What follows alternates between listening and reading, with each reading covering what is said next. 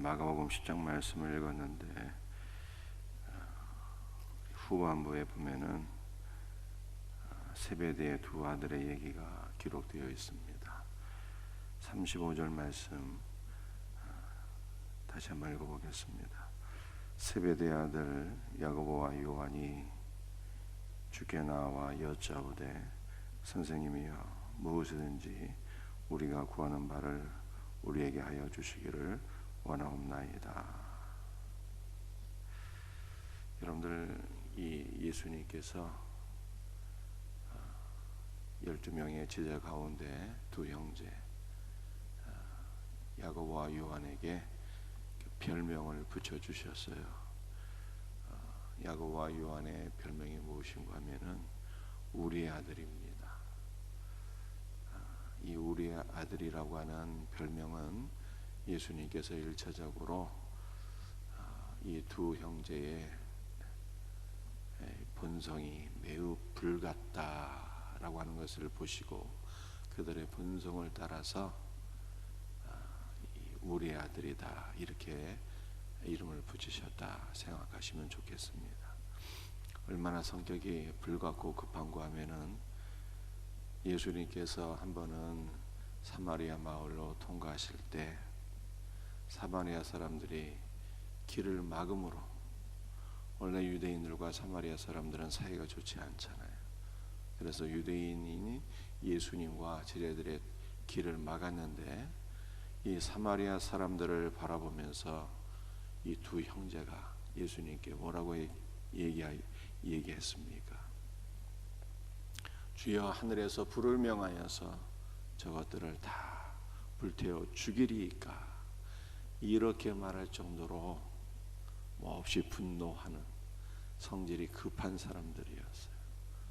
그래서 이 우리의 아들이라 라고 하는 별명이 이들의 급한 본성, 불같은 이 성질머리와 연결해서 생각해 볼 때 매우 적절한 이 별명이 아닐 수가 없습니다.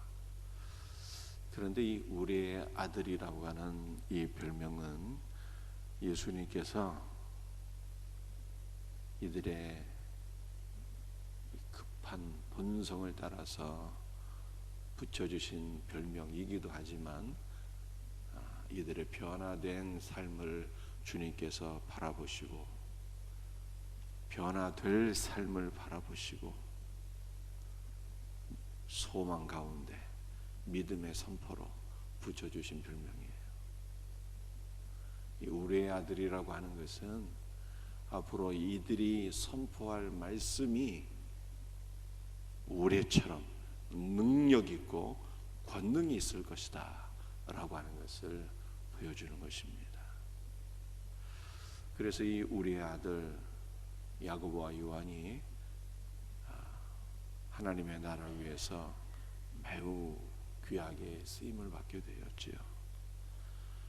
야고보는 초대교회 12명의 제자 가운데 제일 먼저 순교하게 돼요. 가장 먼저 복음의 순교자가 되었습니다. 그 다음에 요한은요, 야고보와는 정반대로 12명의 제자 가운데 가장 장수하게 됩니다. 순교한 것이 아니라 가장 장수를 누리게 돼요. 하나님의 이것도 주권이죠. 두 형제 가운데 하나는 가장 먼저 순교하게 되고 하나는 사도 요한은 가장 장수를 하게 되는데 반모섬의 유배가 되어서 종말에 있게 될 모든 일들에 대해서 계시를 받고 말씀을 기록했으니 그 말씀이 바로 요한계시록이에요. 사도 요한은 요한복음과 요한 1, 2, 3, 4와 요한계시록까지 다 기록하는 위대한 하나님의 사역자가 되었습니다. 그래서 주님, 우리가 누군가를 바라볼 때 현재의 모습만 바라보지 말고 앞으로 믿음 안에서 은혜 안에서 변화될 모습을 바라보고 그렇게 선포하는 것이 중요해요. 여러분들이 야곱이 자기 형 에서를 만날 때 뭐라고 얘기했습니까? 내가 형님의 얼굴을 배운즉 하나님의 얼굴을 배우는 것 같습니다. 그렇게 말했는데 여러분들 그것이 아부가 아니었거든요. 중심에서 우러나오는 고백이었어요. 아직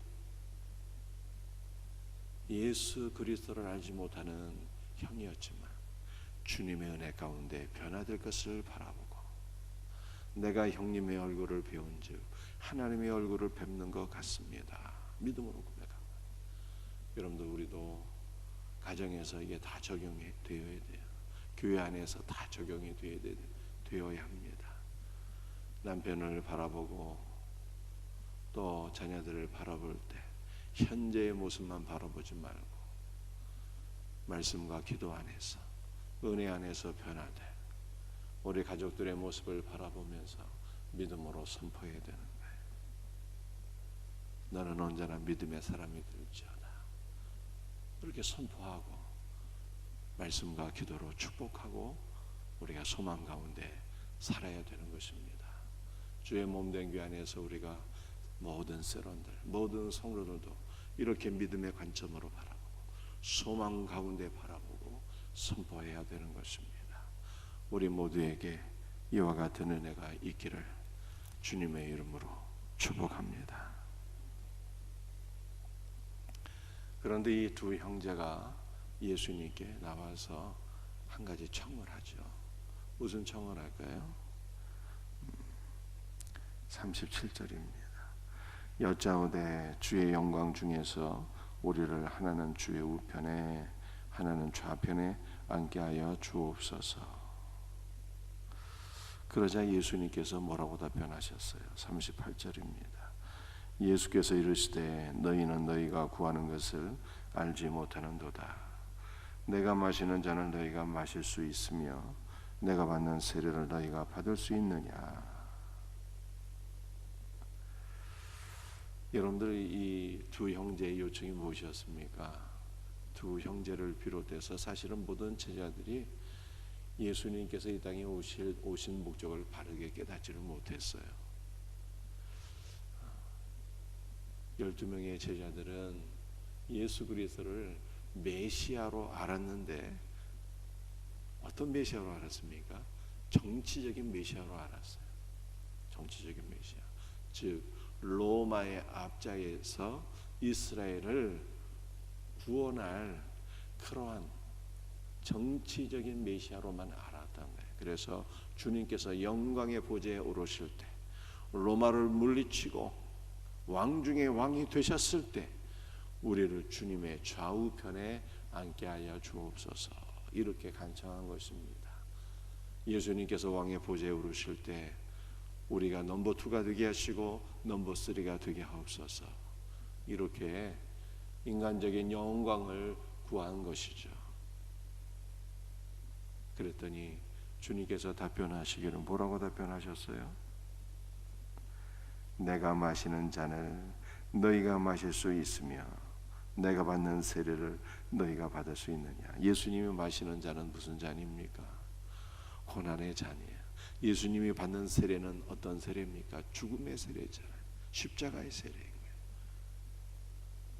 그러니까 우리가 여기서 역시 제가 주일날 말씀드렸던 신앙의 두 단계를 바라보는 거예요. 신앙의 첫 번째 단계는 어린아이의 신앙이죠. 세상적인 영광을 추구하는 거예요. 주님의 능력에 환호하면서 주님의 능력으로 내가 더욱더 영광스러운 존재가 되기를 원하는 것, 어린아이의 신앙이죠. 그러나 이 어린아이의 신앙은 참된 믿음이 아니라고 말씀드렸어요. 성숙한 제자의 신앙은 예수 그리스도의 십자가에 동참하는 거예요. 주님의 십자가를 짊어지고 살아가는 거죠. 십자가는 뭐라고요? 종결과 시작이에요. 나의 모든 교만도 자랑거리도 육체의 정욕도 야망도 종결되고 죄도 종결되고 다 종결되는 거예요. 새롭게 시작하는 거예요. 생명이 시작되고 복이 시작되고 거룩이 시작되고 다 새롭게 시작되는 거예요. 예수 그리스도의 십자가를 짊어지고 종결과 시작을 경험해야 되는데 이 두 명의 제자들은 아직도 어린아이의 신앙에 머물게 되었다라고 하는 것을 성경이 말씀하고 있습니다. 그런데 우리 주님께서 또 이런 말씀을 주세요. 40절 말씀이에요. 내 좌우편에 앉는 것은 내가 줄 것이 아니라 누구를 위하여 준비되었든지 그들이 얻을 것이니라. 여러분들, 예수님께서 정치적인 메시아로 왕의 보좌에 앉는 것이 아니라 하늘 보좌에 앉게 될 때, 예수님께서 죽으시고 부활하시고 승천하사 하늘 보좌에 앉게 될 때 나의 좌우편에 누가 앉을 것인가, 이것을 말씀하셨어요. 여러분, 누가 하늘 보좌 우리 주님의 좌우편에 앉게 될 것입니까?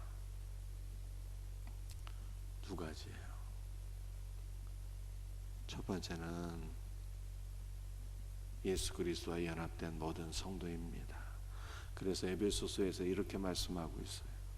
허물로 죽은 우리를 그리스도와 함께 살리셨고 또 함께 일으키사 하늘에 앉히시니. 여러분들, 허물로 죽은 우리를 주님이 살리시고 일으키시고 하늘 보좌에 앉히셨대요.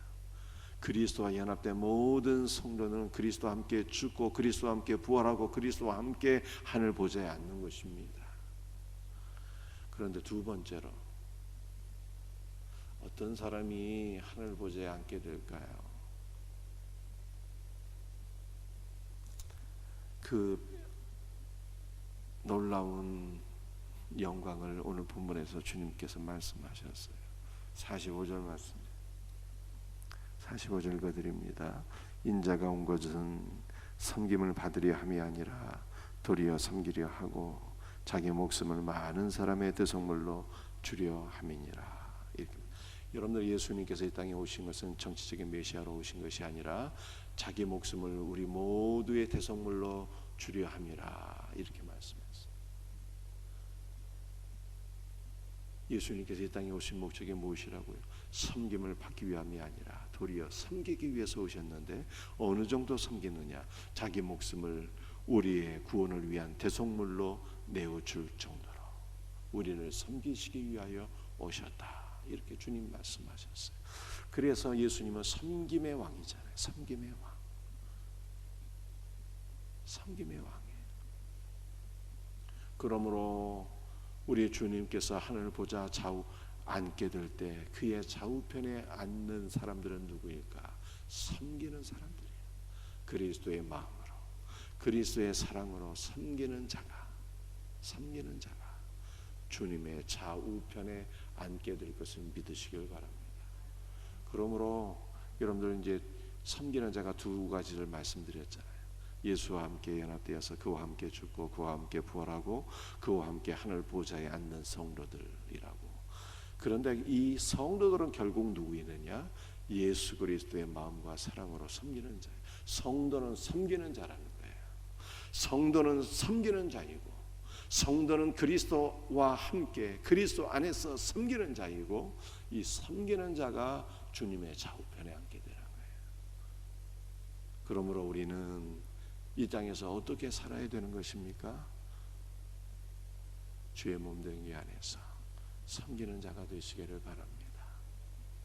섬길 때 이것이 주님을 본받는 삶이요. 섬길 때 주님께 인정받게 되고, 섬길 때 우리가 원하지 않아도 주님께서 우리를 높이시고 주님의 좌우편에 앉게 하셔요. 이 말씀을 믿으시고 우리는 기쁜 마음으로 섬기는 자가 되어야 돼요.